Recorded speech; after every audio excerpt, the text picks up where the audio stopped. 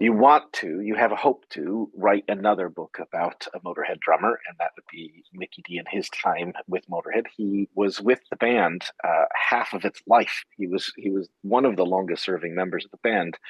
Um, it's interesting to me, people who are really big Phil Taylor fans, like really can name his name, usually are also anti Mikkey Dee.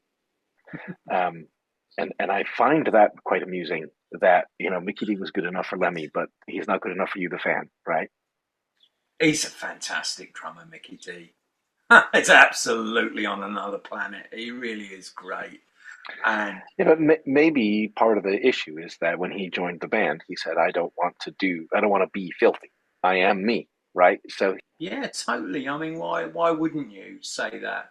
You're never going to be Phil. I mean, my God, if probably most of us tried to be Phil, we wouldn't be here, would we? It's like, I mean, do you actually know the story of how he broke his neck? I mean, there's so many crazy things around Phil that I tried not to go into too much um, in the book because I wanted it to be about his legacy. But yeah, so I completely. Yeah, I mean, he's just legendary, some of the stuff.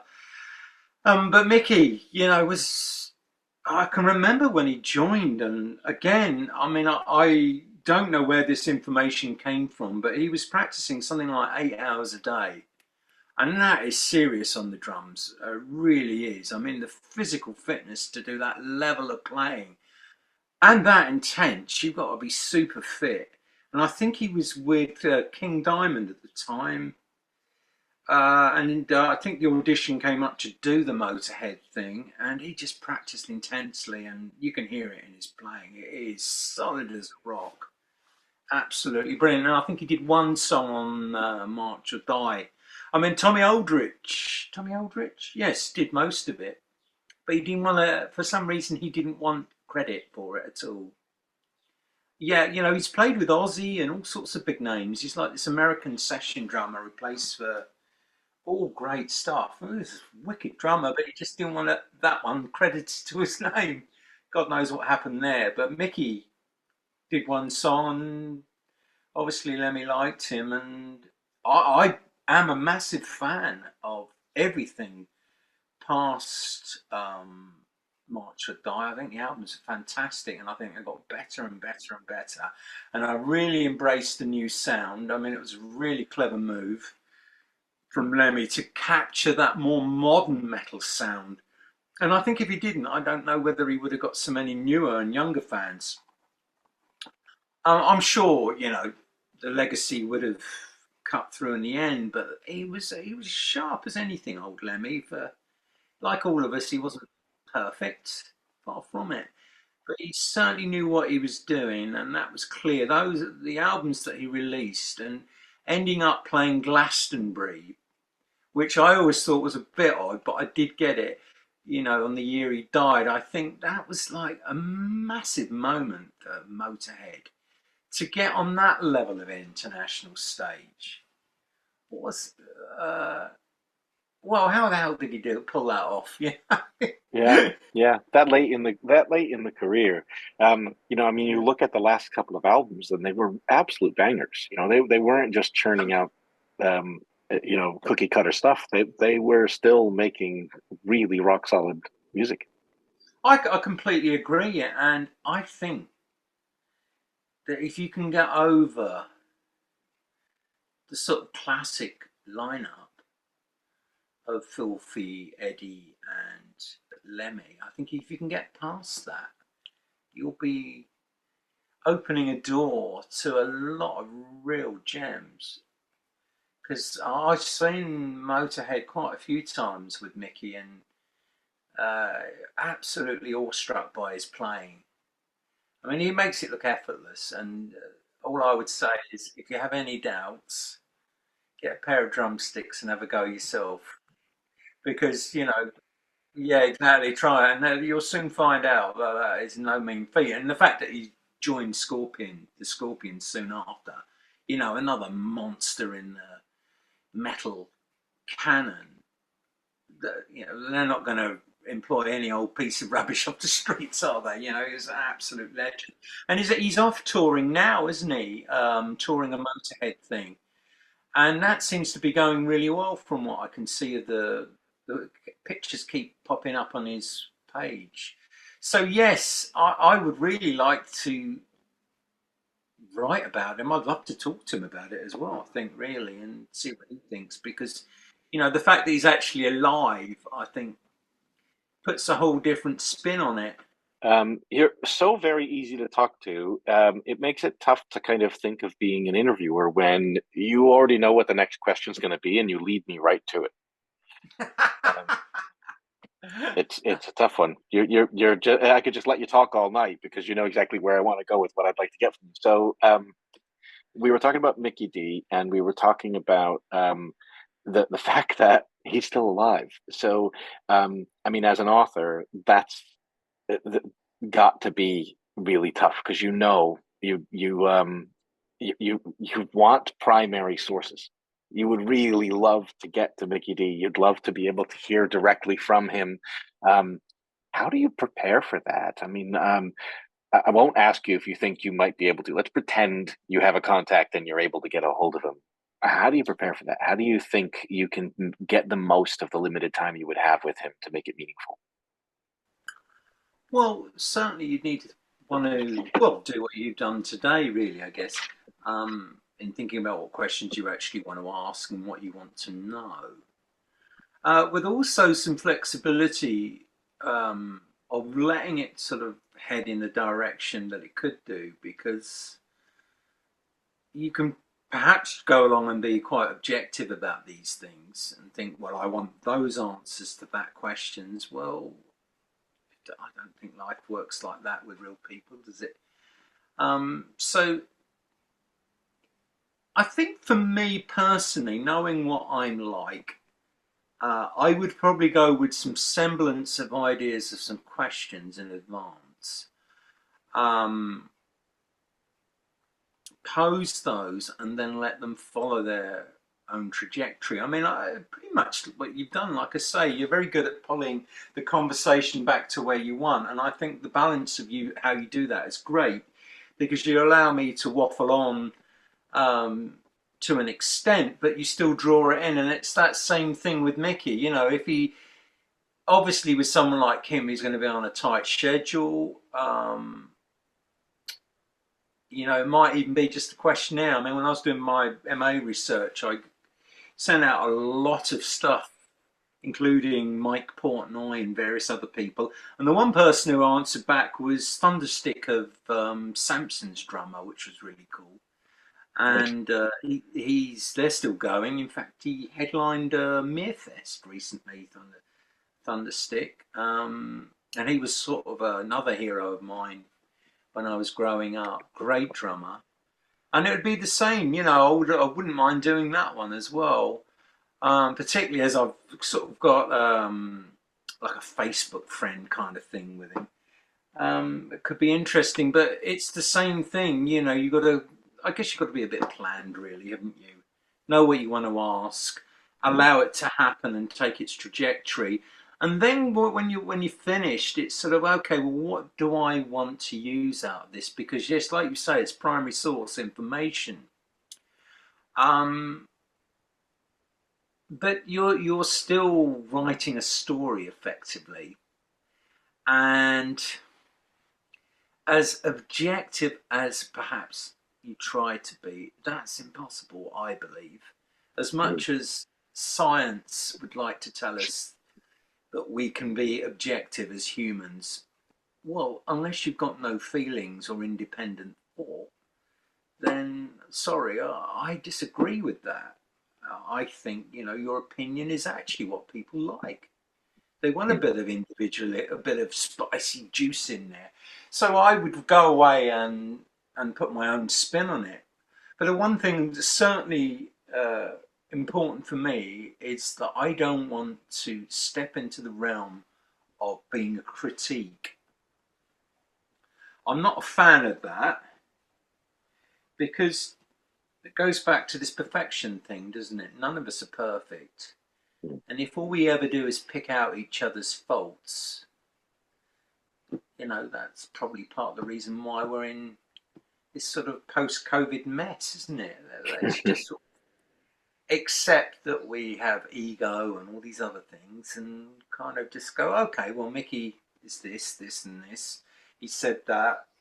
Let's share that with people.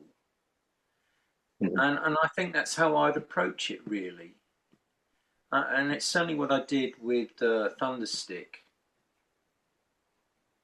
And in fact, he said something that I will share with you that has stayed with me ever since. He said one of the most important things he can offer in advice was to try and have an original voice. And I think that's so true.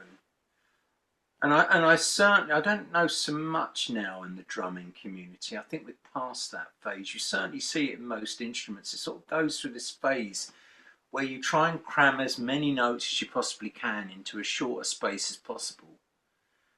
Piano did it like 200 years ago. Well, drum's been a baby in comparison, only been around for 70 years, the drum kit. It inevitably was going to go through that phase, but all you end up doing is just having this wall of thunderous noise, which after about 5 minutes is a bit like, okay, let's show us some other colours. It's just like painting black everywhere, isn't it, really? Yeah. As much as I love the colour, there's a bit of variety. So I think drums has gone through that phase. From what I've seen, I don't think it knows where it wants to go next, but it will find a path. It's like it peaked about 10 years ago.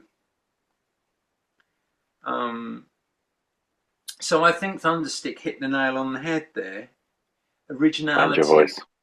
Yeah, find your voice and stick to it, and don't be afraid, because people will either like it or they won't, and that's the way of it. Excellent. And I think related to this piece on preparation, it's also timing, right? So you're going to have to do a lot of work on your side to know, as you said, what your story is, what story you're telling, what arc is in there, and then what are you missing clarity on?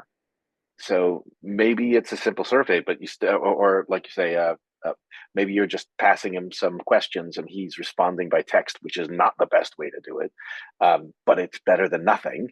And you're going to get limited responses. So you really need to make sure that in that limited response or the limited time, you're getting something that helps you tell the story you think you're telling, where you've got gaps, right? Yeah, oh, definitely. Yeah, I certainly think that's one possible truth. But one of the things I like, and I guess this probably does go back to being a school teacher in a past age, I always liked coming to a lesson with no plans whatsoever. Heavens forbid, no planning. Oh, and just coming with an idea and having fun with it and running with it. And I always felt they were the best lessons. That it kind of followed its own path. I always felt that I learned more from that than an over-planned, over-accounted for lesson in the age of accountability. And I feel like I like that. It's called, it's got a name, isn't it? Stream of consciousness writing. I kind of like that flow. That certainly works best for me, is just to go, okay, Mikkey Dee, what does he mean to me? And then follow that narrative and then think, okay, well, I'd like to know why he chose to do that on that day, perhaps. What was your thinking? One question probably would be with, why did you practice 8 hours a day? Yeah. And is it actually true? Yeah. Did you genuinely sit behind the kit for 8 hours? Because if you did, I will bow down and say well done, because that is no mean feat. I think at my age now, and he's the same age as me, I think. To see how fit and how strong he still is and going is a real testament Absolutely. to his ability. It's certainly, this is I don't know whether most drummers would want to admit to such things, but My last venture into the drumming world was about 3 years ago with a band called Derade. I don't know if they carried on, but they were what they called themselves Baroque metal. And it was really like Dream Theater on acid. It was incredible, really well written. The Guy Radford who wrote the stuff was brilliant. Um, and it was a real workout on twin pedals and stuff. I had a great time. But then I got COVID, and that just wiped me out, and I lost my fitness, and it never came back. I'd sort of built up. It's like it's like going to a gym and training for doing like an Ironman or something. Really, playing that kind of intense metal at that speed, which is why a lot of younger guys, get called in with older bands, is because the stamina needed. You have to Absolutely. keep your fitness. Now, that's not to say that people are that my age and older that can't do it. Clearly, they can, but you have to keep on top of that. It's a serious amount of. I mean, what did Clem Burke did? Do you know Blondie's drummer? Yeah, He did a doctorate in with Warwick University on how many calories basically a drummer burns off an hour, that's and it's something fantastic. like 660 calories an hour. That's a lot of calories. So you Hmm. imagine heavy metal. I reckon that's got to be more. The twin pedal playing Yeah, has got to be even more. At that speed. running a marathon constantly. Well, exactly. I mean, even with good technique, you're still like you're sprinting almost, aren't you? And But you were saying last time, you're up there, and you're kind of poised on top of the double pedals, and you're sprinting. You're actually physically moving. I found that very interesting last chat. yeah, there's a great drummer out there who did a whole series of videos called George Colias, if that's pronounced correctly. I think he plays for Nile.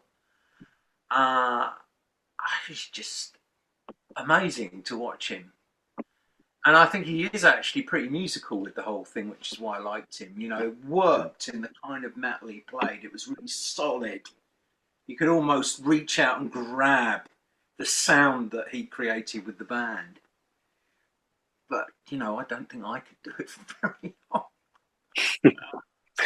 I'd love to pretend I am an Iron Man and go, yes, of course. Yeah, Create sign me this. up. Yeah, but there's a lot of fitness to come with it, definitely. Yeah, the mind's willing, but the body's not. Right. Yeah, it's a hell of a battering. And you do, and I've known a few drummers over the years who it's taken their toll on their knees. I mean, basically, uh, I had to be really careful, like lumbago and all sorts of things in my lower back. And it's on my bass drum foot side, so I just, yeah, whether they could prove it or not, I don't know. But after 40 years of hitting the hell out of drums, it's going to take its toll, isn't it? And Mhm. um, so I think Mickey. Getting back to him, Yeah. it's incredible that he can maintain what he does um, in his more senior years. Bless him. Mhm. Yeah. Yeah. He's so energetic, and as you say, just top peak fitness, right? To be able to do that at such a high level.